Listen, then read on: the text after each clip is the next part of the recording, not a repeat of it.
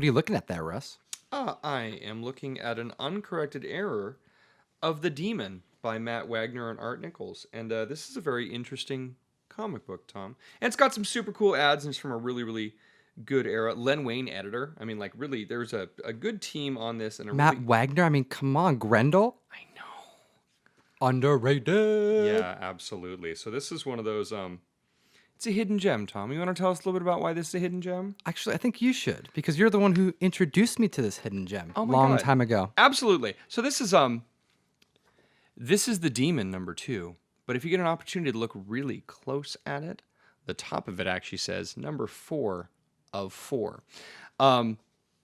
This is an error comic, and this is an uncorrected error comic. It's very interesting that up here it will say number 2, and then it will say number 4. And then if you look at number 4, it actually says number 4, and then number 4 of 4. They never went back and actually made a number 2. But yeah, sometimes they correct errors, and sometimes they don't, Tom.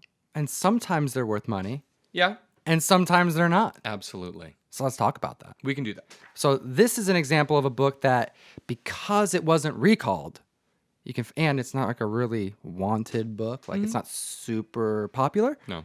that it's still able to be found for very cheap. All right. $1, even a quarter bin book. Absolutely. It's not a terribly expensive book by any stretch of the imagination. Right. It's relatively easy to find, but it's a novelty. It's cool to be able to look at that and go, yeah, it was supposed to say 2, but it actually says 4. Right. And we like that. We like things that are novel. Everything that's normal is boring. We want Right. things to be a little bit outside of the norm. Well, why don't we go maybe further down that route? Because some comics are worth a little bit more when they're a variant. A little bit, yeah. So absolutely. why don't I tell you a little bit about the Sandman book. This is Sandman #1 by Mr. Jack Kirby, the man, the king, the legend. Yep. And I know this issue of Sandman is actually pretty special because this is an example of something that has actually been considered. It's considered a variant right now, but it wasn't always considered a variant. Okay. So Sandman #1 is actually a blue book. Right. All right. That's the standard print is actually a blue cover. This cover is not blue. It's more of a magenta, more of a purple. Right. And it's called a purple variant. The thing is that this technically wasn't an error. This is actually done as part of the printing process. You know, as they were mixing the ink, as they were making the comics, a certain amount of these didn't get enough of a certain color. And early in the batch, some of these issues came out more of a purple. Yeah. Thing is that that's not an error. But because so many people, sellers, were marketing this as a different issue, as an error print, the CGC actually had to change their labels to include it as a variant. So now the book sells for more, and it's just more scarce. Right. It's kind of fun. Sometimes it does affect the price, sometimes it doesn't. This book in particular, you actually can find for, it's like a $30 book, a #1, not standard, non-error. It's more than that, but yeah. But no, as a purple, right, like what is a fine goes for right around that, right? Okay, probably 30, 40. 30, fine, 40, sure, right? yeah. But, you know, I'm thinking like an average copy that you may find. A purple variant's typically going to start right around that 80 to 100 for that mid-grade copy. Obviously, if we're going higher than that, it's kind of gets subjective, Right. you know, to the right collector. But it's a novelty, and people are willing to pay more because it's a small percentage of the print run, even though it wasn't an actual error and it wasn't like it needed to be corrected. It was just kind of a variant that happened while they were doing that. It's like, and culture made it an error. Which is Absolutely. kind of fun. So now we have an example of a straight up error. We have an example of one that culture kind of made an error. Now we actually have a recalled Right. error. So this is Green Lantern from the New 52 run from 2011. And if you'll notice on Sinestro's nice ass head, there is a bit of a teardrop. Yeah, they there. call it I believe that's actually the name of the error. Yeah, so the teardrop error. And this, I mean, you can see by the barcode, it's 1, 1, and 1. So it's a #1 first cover, first printing. And so the second printing, they had to come out and kind of change it. But you'll notice that when they redid it, they removed that dot. and it's just a dot, like a little green circle. Yep. It's something that there was probably just a splotch on the printing thing, and it just made a lot of copies. That And happened. they went out. And they went out, and there was probably between 25 and 30,000 of this with error that went out. I'm sure we can get an exact number on it. And then they reissued it again. Diamond didn't do a recall on it. So Oh, it was just okay. kind of they released it, and then they released more. Oh, okay. I thought there was recalls. No, there wasn't a recall on this because that would have been a you for much bigger one. correcting. Right. So we have had some recalls before. There was the Elector with no clothes recall. There was a recent Adventure Time that had a joke about eating poop that got recalled a little while ago. I mean, we do get things that have been recalled for no real reason. This was just one of those that there's a blotch on the cover. We kind of want to fix it. Just let it go. Yeah, absolutely. Great. Got us on the second print. Yep. And then we actually had another example. And this is actually my favorite recall because I almost let it go for $1. And it was one of the first. Your dad will never let you live that down. No, I almost let it go. Actually, a friend of mine, at the time, I was doing a show. I had all these boxes of comics, and I would let them go, all go for $1. And there was a comic that was bagged and boarded. It was Sandman 18, and there was a sticker on it that said error version. And there was someone who grabbed it out of the bin and said, what's the error version? And he looked at me, actually, he looked at my friend, and my friend had an opportunity to either just say, I don't know, and just to sell it, or to ask me. So he actually asked me, said, hey, Tom, error version. What do you know about that? And I had no idea. What I did say is, oh, that's my dad's book. I'm going to pull it back because I have no idea. It's Sandman. It shouldn't be in there because it was actually my dad's book. Yeah. You know, like he said, you can have, you know, he gave me certain boxes and he's like, any of the Hellblazer, any of the Sandman that I give you, it's by mistake, give it back. Yeah, your dad's a big Vertigo guy. He wants every Vertigo book ever. I get it. Exactly. Yeah. And Sandman. So in this case, we saved it. But yes, the Sandman 18. Mm-hmm. I actually think this is the rarest Sandman book by print count. Possibly. I don't know what the census on that. I know that there's a Ramadan variant of number 50, and I know there's the special version of number 8 where Death talks about AIDS, and it's got kind of like a weird press thing. Right. Those are 2 low print runs, but this one with the error is horrifically small. I mean, it's one of those that if it is, it's by less than 100. Right. You know. Correct. Well, I do know the census had a very low number last I checked. And this book, it's just straight error.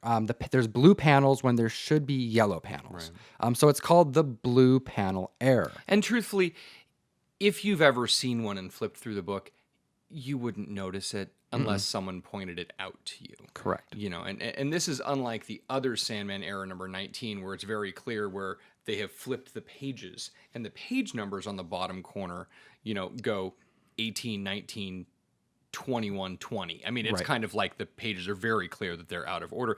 This one, if you're just flipping through a collection, you don't know that your 18's incorrect unless you really know what colors to look for. That's why it's really tough to, you know, find these. Funny thing, I've actually had more occasions where I've been looking through collections and it says that it has the error when it's not the error. Because I'll go through at a show. This typically happens like I got a comic book show. I think I've had it happen at least twice. Because I'll go through and I'll see Sandman 18. I always check it. But if I check it, like, you know, it's typically because it's not labeled as an error. Right. So when there is an error and it's cheap, I'm going to check it. Yeah. And there's been 2 times where I've gone through and I've seen, it says error. I open it up and it's yellow. And I have to explain to the seller, hey, I know you wish you had an expensive book. But you don't. But you don't. Right. But side note, Sandman 18 happens to be one of the funnest and most memorable comics of that run. It's a very cool one. Yes, absolutely. So classic story and always a fan favorite. Definitely. At least from the Sandman run. Anything with Egyptians and cats and things, and it's a beautiful book. Yeah, absolutely. Definitely. Yep. Definitely. Any other air prints that you wanted to mention? Like a little, because we don't have any here. Any other? We do have more, but no, we don't have any more on the table. Do you have any off the top of your head that are fun? Well, I know that there's the there was a bunch of errors that kind of happened with the Valiant printings, and I know that there were gold label and silver label and platinum label, and I know that they have had price spikes on some of the ones that were printed without the right colors, as far as I think Shadowman number 0 or Shadowman number 1. There's a chromium cover, and it's just a different color of the icon.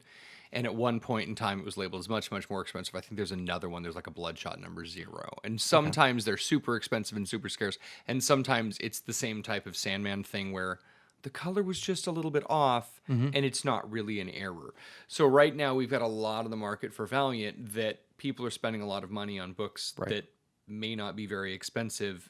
And only time will tell when we have an actual opportunity to see what the census holds and how many of that's kind of it. So We maybe even see some new error comics start to come on the rise. absolutely, once people get a more of an opportunity, because people are finally pulling out a lot of that older Valiant stuff from 20, 25 years ago that's becoming scarcer and scarcer and scarcer. Which is kind of strange to think about. It blows my mind. Magnus Robot Fighter 25 is now books at $6. I only have 150 copies. Okay. How much is that Turok #1 worth, Tom? So really quick, I went to your store. Okay, guys, this is really important. So I went to his store, and he has. So MillGeek is one store, and then there's a store next door that turned into MillGeek. So there's now a hole in the wall that's now a door. Yeah.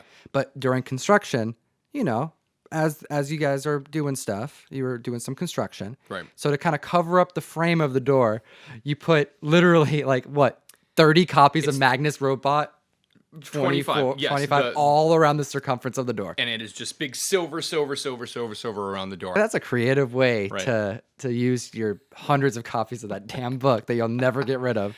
Right. But hey, if someone wants it for $6 a piece, If Russ is someone your wants guy. it for free, come by the shop and say, I saw this on Instagram and I'll give you a free copy. Oh, I like that. How about that? Okay, well, I also want to ask one thing too. Do you collect error print comics, reprint comics? If so, what's your favorite one? Put them in the comments below. We want to know. As always, I'm your host, Comic Tom. And I'm Russ Bright from MillGeekComics. We're asking you to please geek responsibly. Enough said. Thanks so much for watching the video. Hit that thumbs up and that subscribe button. And also take a look at this. All these comic books here, there's a bunch of keys, but there's also a lot of modern, bronze, there's some silver in here. These are all comic books that are going into the Mystery Mail Call, my subscription service where I send you comic books monthly. You can go to geekstreet101.com to sign up. The deadline for each month's box is the 15th, so come join. It's a growing community.